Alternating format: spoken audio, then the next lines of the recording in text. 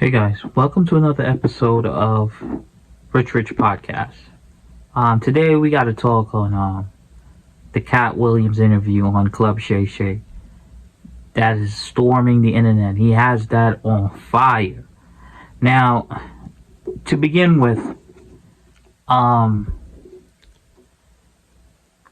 sometimes beef happens. Sometimes somebody's just sitting down there. You know when you're tired and you're listening to people talk all the mess about you, all the nonsense, saying all the bad stuff, and you're just sitting there and you're steaming like a kettle. That's what it felt like with Katt Williams. It felt like Katt Williams was steaming like a kettle, waiting to explode. And boy, did he explode. Now, in the interview, he basically accused Cedric the Entertainer of stealing some of his jokes, one of his biggest jokes, which I have seen. And amazing jokes from on both ends. Both performed well. Both Katt Williams and Cedric the Entertainer performed the joke well. But he does have a point. He did do the joke a couple years earlier, and it was on BET before Cedric the Entertainer performed it on the Kings of Comedy. So a lot of people are questioning that one. And then if you ever looked at there was an interview the other day that surfaced of the great Bernie Mac saying basically never perform any of your jokes, any of your stand-up, any of your bits or anything like that in front of another comic, because you never know, they might just take your stuff.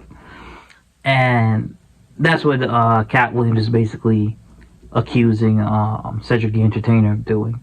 And then also he's accusing Steve Harvey,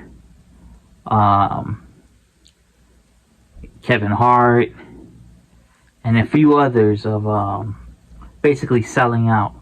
And then he goes on to say Fight on Love is not on his level, which I could understand him saying that, because Katt Williams is one of the most hard-working men in show business when it comes to comedy. Some people might say, well, he doesn't have all the movies and all this stuff, but if you end up with, I don't know how many Netflix specials he's had over the years, and then he has one that's coming up that is very going to be recent, and I know that one's going to be on total fire. It's going to be crazy. People are going to tune in to watch that one. And he's talking about it's 8 figures. So you're talking to talk to Katt Williams, for him to do a Netflix comedy special, it has to be $10 million or more.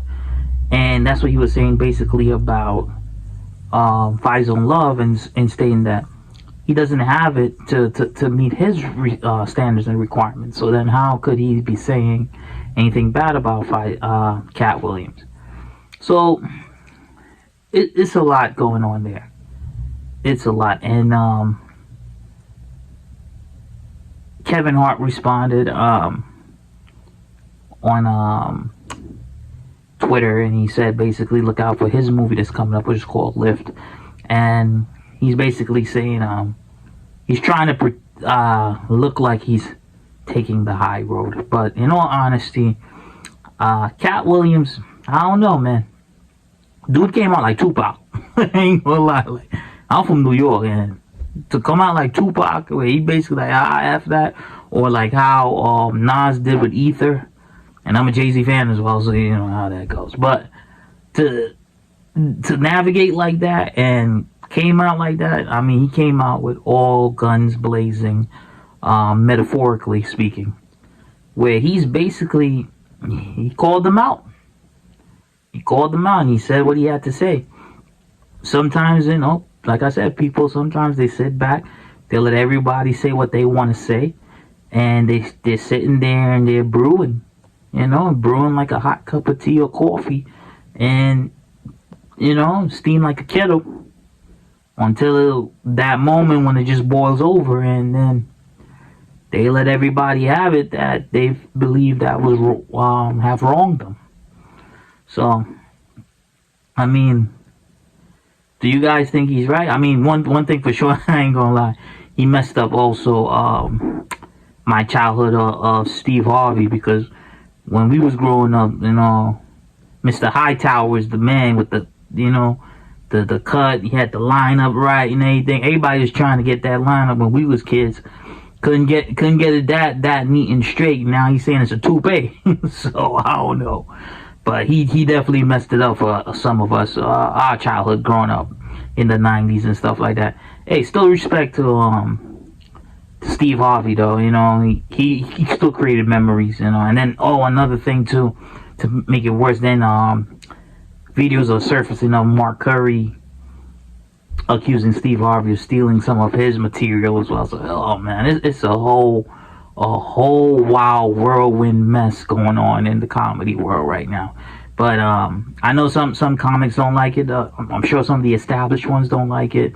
The ones who's have been doing well so far.